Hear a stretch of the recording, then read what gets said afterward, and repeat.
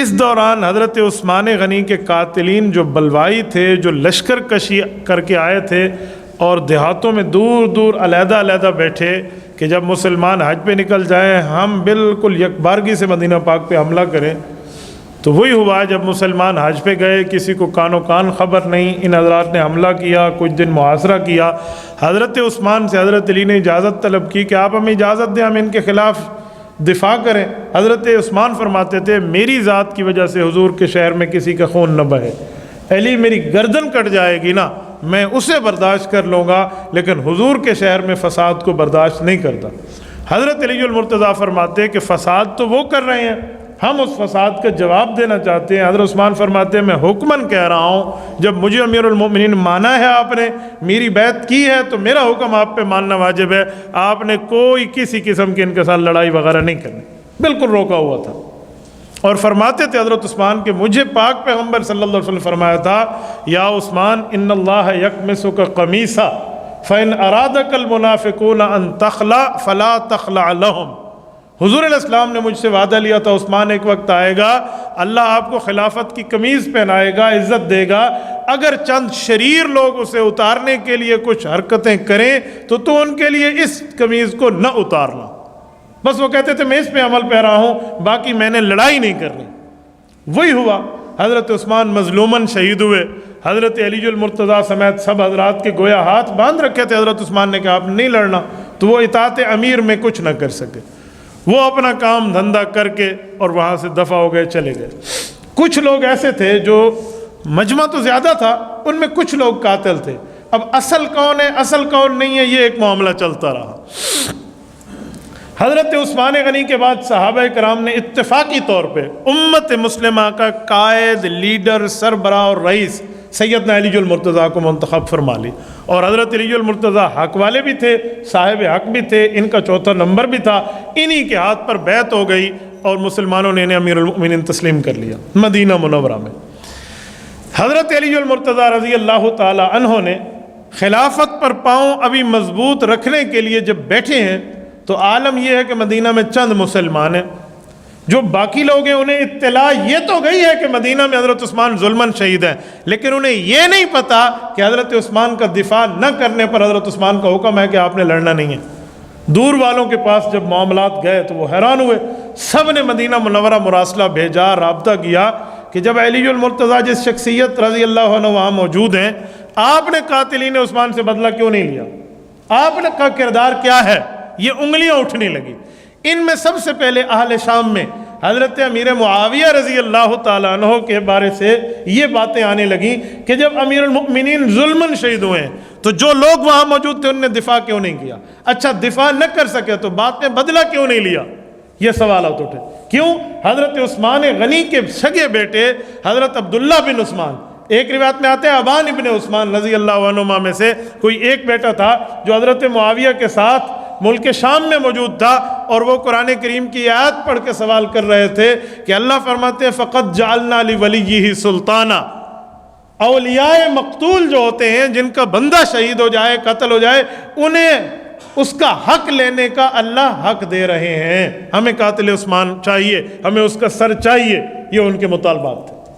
ادھر سے حضرت علی المرتضیٰ کی بیعت خلافت شروع تھی، اور حضرت علی المرتضیٰ فرماتے تھے کہ مجھے حکومت پر پاؤں مضبوط کرنے دو، میری سلطنت مضبوط ہونے دو، میں نے چن چن کے ایک ایک سے بدلہ لینا ہے، لیکن درمیان میں مراسلہ نگاری جو ہوتی وہ پتہ نہ چلتا کہ یہ بات ادھر کی ادھر پہنچائیے یا ادھر کی ادھر۔ حضرت طلحہ اور حضرت زبیر رضی اللہ عنہما عشرہ مبشرہ کے صحابی ہیں جنہیں حضور علیہ السلام نے جنت کی خوشخبری دنیا میں ایک مجلس میں دی تھی، یہ بھی حضرت علی المرتضیٰ کی بیعت تھے۔ تو ان حضرات تک پیغام آیا حضرت اماں عائشہ رضی اللہ عنہ کا مکہ المکرمہ سے کہ بھائی مظلوماً شہید ہو گیا عثمان مدینہ طیبہ میں سفر کر کے آئی ہوں حج پر، کیا معاملہ ہے؟ رسول اللہ کی حرم ہے، مؤمنین کی ماں ہے، قابل احترام ہے، ان کی بات کا ایک وزن ہے۔ تو یہ دو حضرات حضرت علی المرتضیٰ سے عمرے کی اجازت لے کر مکہ مکرمہ آ گئے۔ جب مکہ مکرمہ آئے تو اماں عائشہ رضی اللہ عنہ سے عرض کیا کہ اماں جان بات یہ نہیں ہے، ہم چند لوگ تھے، یہ ہمارے ساتھ معاملہ ہوا۔ حضرت علی المرتضیٰ نے کیا کیا؟ اماں نے پوچھا تو انہوں نے بتایا کہ حضرت علی المرتضیٰ بدلہ لینا چاہتے ہیں لیکن ابھی حالات اس سازگار نہیں ہیں، ابھی انہیں طاقت چاہیے، انہیں تھوڑا سا مضبوطی چاہیے۔ تو حضرت اماں جان نے مشورہ کیا کہ ہمیں چاہیے ہم حضرت علی کا تعاون کریں۔ تو ان حضرات کی رائے بنی، یہ مکہ المکرمہ سے بصرہ گئے، واپس اماں جان حج پہ نہیں آئیں بلکہ بصرہ گئی ہیں، حج سے واپس کر کے مدینہ نہیں آئیں، بصرہ گئیں۔ یہ 2 صحابہ بھی ساتھ گئے، مکہ المکرمہ صحابہ کا لشکر گیا کہ عراق کے مسلمان ان کو ساتھ ملا کر مدینہ منورہ میں کمک مہیا کی جائے اور وہاں پر حضرت علی المرتضیٰ کا تعاون کیا جائے تاکہ وہ قاتلین سے بدلہ لے سکیں۔ ادھر سے حضرت علی المرتضیٰ کو بتایا گیا کہ تم سے لڑنے کے لیے یہ طلحہ اور زبیر گئے ہیں، اماں جان عائشہ کو ملا کر یہ عراق پہنچ گئے ہیں اور آپ سے جنگ کرنا چاہ رہے ہیں۔ یہ مراسلت غلط ہے، ان میں انہی کارندوں کا ہاتھ ہے جن نے حضرت عثمان غنی کو شہید کیا ہے۔ حضرت علی المرتضیٰ رضی اللہ تعالی نے صحابہ کرام سے ایک مشورہ کیا کہ دیکھو سلطنت کا دارالخلافہ ہمیں تبدیل کرنا چاہیے۔ کیوں؟ حضور پاک کا شہر ہے، علی آپ کیسا فیصلہ فرما رہے ہیں؟ حضرت علی کی دلیل میں بڑا وزن ہے۔ فرمایا دیکھو حضرت عثمان غنی کا اپنا اجتہاد، فیصلہ، رائے اور مزاج تھا کہ میرا ذاتی بدلہ آپ نہ لیں، لیکن مدینہ منورہ میں ان لوگوں نے کیا سے کیا نہیں کیا، مسجد نبوی کے نظام کو دھرم بھرم کیا، حضور کی شہر کی حرمت کو پامال کیا، یہاں کے محاصرہ کیا، جس جگہ امن، خاموشی، احترام ہے اس جگہ انہوں نے شور و غوغا ڈالا۔ ہمیں چاہیے ہم مدینہ منورہ کے احترام کی خاطر سلطنت کا دارالخلافہ تبدیل کر لیں تاکہ آئندہ کبھی کوئی احتجاج کا معاملہ ہو، کوئی لڑائی کا مسئلہ ہو، کوئی سوالات کا مسئلہ ہو تو وقت کے حکمران سے گفتگو کرنے کے لوگ مدینہ کی حرمت کو پامال نہ کر سکیں۔ بات میں بڑا وزن ہے۔ سب نے کہا جی بالکل ٹھیک ہے۔ حضرت علی المرتضیٰ نے فیصلہ فرمایا اور کوفہ دارالخلافہ بنایا۔ کوفہ وہ شہر ہے جو حضرت عمر فاروق نے اس شہر کو بسایا تھا اور یہ بالکل عرب و عجم کے سنگم پر واقع ہے۔ کوفہ میں جو غلطی ہے نا وہ قاتلین حسین کی ہے، ان بےایمانوں نے غداری کی تھی، ورنہ چند بےایمانوں کی وجہ سے، چند چوروں کی وجہ سے کوئی شہر بدنام نہیں ہوتا۔ یہ عمر فاروق نے اس شہر کو بسایا ہے اور علی المرتضیٰ نے اسے دارالخلافہ بنایا ہے رضی اللہ عنہ۔ تو حضرت علی یہاں آئے، یہ حضرات بصرہ میں تھے، دونوں عراق کے شہر میں، عراق کے ملک میں پہنچ گئے۔ اب آپس میں مراسلہ نگاری ہوئی کہ آپ لوگ لڑنے آئے ہیں، کیا معاملہ ہے؟ کوئی جاتا، کوئی کیا کہتا، کوئی کیا۔ حضرت علی المرتضیٰ نے قعقاع بن عمر رضی اللہ عنہ صحابی رسول ان کو بھیجا، کامیاب سفارت خار بن کے یہ گئے۔ یہ اماں جان عائشہ کے پاس گئے کہ وجہ کیا ہے؟ آپ نے حج کے بعد مدینہ منورہ آنا تھا، آپ رسول اللہ کی حرم ہیں، آپ حضور کی عزت ہیں، آپ ہماری ماں اور قابل احترام ہیں، آپ ادھر کیوں آئی ہیں؟ اور 2 وہ بندے آپ اپنے ساتھ لائی ہیں جو حضرت علی کی بیعت شدہ ہیں، حضرت طلحہ اور حضرت زبیر۔ آپ کے یہاں آنے کا مطلب لڑائی ہے؟ آپ کے یہاں آنے کا مطلب جنگ ہے یا آپ کے آنے کا مطلب اصلاح ہے؟ حضرت اماں جان نے فرمایا انا للہ و انا الیہ راجعون۔ کس نے کام لڑنے آئے؟ کس نے کام علی المرتضیٰ کے خلاف لشکر کشی کرنے آئے؟ ہمارا مطلب تو اصلاح بین الناس ہے، ہم تو طاقت کے بلبوتے پہ یہاں آئے ہیں تاکہ مسلمانوں کی قوت کو مجتمع کر کے جو مدینہ طیبہ میں وقت کے امیر المؤمنین 44 لاکھ مربع میل کا حکمران حضرت عثمان کی ظلمن شہادت ہے اس کا بدلہ لیا جا سکے۔ ہمارے آنے کا مطلب یہ ہے۔ یہ واپس پلٹے حضرت علی کے پاس کہ صبر جھوٹ بولا، سفارتکاروں نے آت کی کارستانیاں دکھائی ہیں، میری ڈائریکٹ ام المؤمنین سے بات ہوئی ہے، حضرت طلحہ اور زبیر کی موجودگی میں ہوئی ہے رضی اللہ عنہم۔ ان کا دعویٰ آپ سے لڑائی کا نہیں ہے، ان کا دعویٰ آپ سے جنگ کا نہیں ہے، وہ اصلاح چاہ رہے ہیں، آپ کے معاون بننا چاہ رہے ہیں۔ حضرت علی المرتضیٰ نے فرمایا بہت اچھا، آپ کی بات ہوئی جو ہوئی۔ حضرت علی المرتضیٰ نے کھڑے ہو کے اپنے مجمع میں اعلان کیا کہ لوگوں میں کل وہاں جا رہا ہوں اور ہم دونوں ایک ہو رہے ہیں۔ یاد رکھنا جو حضرت عثمان کے قتل میں لشکر میں کوئی بندہ شریک تھا، چاہے وہ قاتل ہے یا نہیں ہے، ان کے تائید کرنے والا تھا، وہ ہمارے ساتھ نہ آئے۔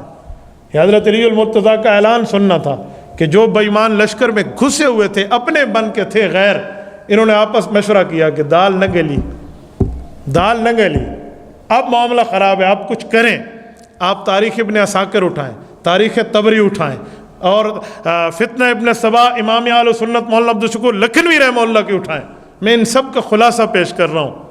جب حضرت علی المرتضیٰ وہاں گئے ہیں، 3 دن حضرت علی کا قیام تھا، وہاں ملاقاتیں ہوئی ہیں ام المؤمنین رضی اللہ عنہا سے، حضرت طلحہ اور حضرت زبیر سے گفتگو ہوئی ہے، جو دلوں میں قدورت آ گئی تھی لوگوں کی باتیں سن سن کے وہ ختم ہوئی ہے، بھائی چارے کا ماحول بنا ہے، ایک دستاویز تیار ہوئی ہے کہ ہم لوگ مل کے قاتلین عثمان سے بدلہ لیں گے، حضرت علی المرتضیٰ جب تک حکومت پہ پاؤں مضبوط نہیں کرتے ہم خاموش رہیں گے، یہ طے ہوا ہے۔ صبح لشکر نے کوچ کرنا ہے، یہ رات کا وقت ہے. جو حضرت علی المرتضیٰ کے لشکر میں چند بےایمان گھسے ہوئے تھے قاتلین عثمان کے ساتھی، ان لوگوں نے اب دیکھا کہ 3 دن میں ماحول تو بھائی والا بدل گیا ہے. اب ایک دوسرے کے لشکر میں آنے جانے میں کوئی پابندی نہیں ہے، بندہ آ جا سکتا ہے، ادھر رہو یا ادھر رہو. انہوں نے چند بندے ادھر بھیجے ہیں، چند ادھر رہے ہیں.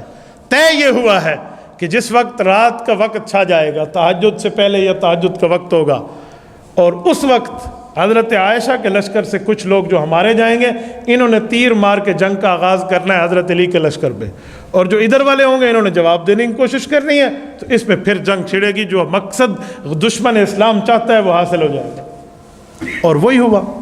ادھر سے حضرت طلحہ، حضرت محمد ابن ابی طلحہ یہ ٹھہر کر نماز تہجد کے لیے نیت باندھ چکے ہیں.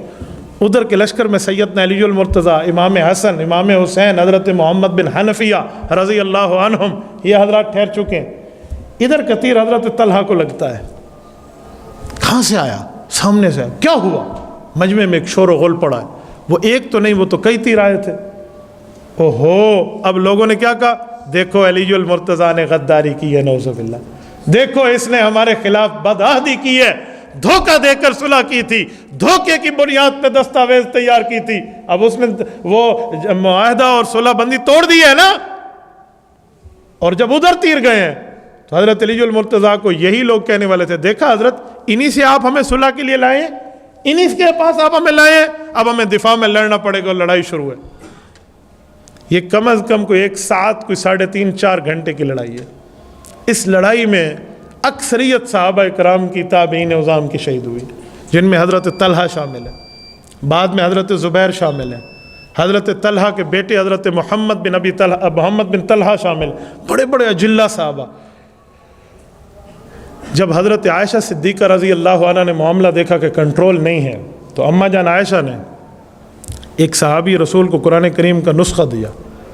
کہا یہ اٹھا کر ان لوگوں کو واسطہ دو کہ اللہ کے قرآن ماننے والے، یہ تم نے کیا کر لیا؟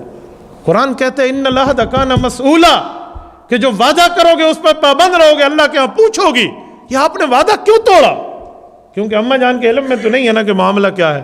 ادھر سے حضرت علی المرتضیٰ کاکا کے بن عمر رضی اللہ عنہ سے کہہ رہے ہیں، آپ ہی گئے تھے نا معاہدہ کرنے، آپ ہی نے کہا تھا، اب کیا ہوا؟ ایک بار جنگ رکی ہے، یہ آمنے سامنے ہوئے ہیں حضرات. آپ نے کیوں معاہدہ توڑا؟ آپ نے کیوں تیر پھینکے؟ آپ نے پھینکے. معاملہ جب کھلا پھر پتہ چلا یہ بے ایمانوں نے لڑایا. یہ ہے جنگ جمل. جمل اونٹ کو کہتے ہیں، اونٹ پہ اماں جان عائشہ سوار تھی رضی اللہ عنہ. اس جنگ کو جنگ کہا گیا، اس کو لڑائی کہتے ہیں. اس کی بنیاد پہ صحابہ کرام کے خلاف تبرے کا بازار گرم کیا جائے اور کہا جائے نعوذ باللہ نبی پاک کے صحابہ ایک دوسرے کے خون کے پیاسے تھے. یہ تمام تواریخ میں مشترک ہے کہ اس بنیاد پہ لڑائی ہوئی ہے. اسے میں کہتا ہوں کافروں کی چال تھی جو باعث قتال تھی، یہ معاملہ نہیں تھا. اچھا، جب معاملہ یہ کھلا ہے، امام ابن جریر رحمہ اللہ اپنی تاریخ میں لکھتے ہیں کہ حضرت علی المرتضیٰ پہ جب معاملہ کھلا نا، تو حضرت علی اماں عائشہ کے لشکر میں گئے ہیں. صحابہ کرام اس لشکر کے ساتھ ہیں. ایک ایک زخمی کے چہرے سے یا شہید کے چہرے سے مٹی ہٹا کے پوچھتے ہیں اپنا ہے یا غیر ہے. بتایا جاتا ہے اپنا ہے تو اسے اٹھا کر اس کے جنازے کے لے جایا جاتا ہے، اور غیر ہے تو اسے چھوڑ دیا جاتا ہے. سب کے مشترک جنازے سیدنا علی المرتضیٰ نے پڑھے ہیں. دشمنوں کا معاملہ ایسا ہوتا ہے، جنگ اسے کہتے ہیں. اور ایک شخص پہ حضرت علی المرتضیٰ آئے تو آنکھوں سے آنسو آ گئے. امام ابن عساکر نے تاریخ مدینہ دمشق میں لکھا ہے کہ حضرت علی المرتضیٰ کو بیٹا نے، حضرت حسن نے کہا ابو کیا مسئلہ ہے؟ کہ بیٹا اس شخص کے چہرے سے مٹی ہٹاؤ. جب ہٹایا تو حضرت طلحہ بن عبید اللہ رضی اللہ عنہ اشرم مبشرہ کے صحابی تھے جس جنگ میں شہید ہوئے. اور رسول اللہ صلی اللہ علیہ وسلم نے فرمایا، حضرت علی نے بتایا کہ اللہ کے رسول نے فرمایا تھا طلحہ کا قاتل کبھی جنت نہیں جائے گا. اسے کس نے مارا؟ حالانکہ اسے پہلا تیر لگا تھا جو دشمنوں کی طرف سے آیا نا. وہاں پہ تو اچھے لوگوں نے بھی دفاع کے لیے تیر چلائے تھے. حضرت علی المرتضیٰ اس پریشانی میں تھے کہ کہیں ہمارا نہ لگاؤ. بتایا گیا جی نہیں، انہیں وہی پہلا تیر لگا ہے جو دشمن کی طرف سے حملہ آور کے طور پہ آیا تھا. سیدنا علی المرتضیٰ کے تاریخی الفاظ ہیں، ان کتب میں موجود ہیں. خدا کی قسم سونے سے بھی لکھے تو ان لفظوں کی قیمت نہیں چکائی جا سکتی. فرمایا یا ابنی حسن لیت اباک مات مذ 20 سنہ. حضرت حسن فرماتے ہیں اپنی ران پہ میرے ابو حضرت علی المرتضیٰ نے ہاتھ مار کے یوں فرمایا، بیٹا حسن اے کاش تیرا باپ 20 سال پہلے مر گیا ہوتا، اس کی شکل یوں تکلیف میں نہ دیکھتا۔ سیدنا علی المرتضیٰ جسے رسول اللہ نے اپنے گھر کے مقابلے میں جنت میں فرمایا تو میرے جنت کا پڑوسی ہے، اس بندے کے لفظ ہے۔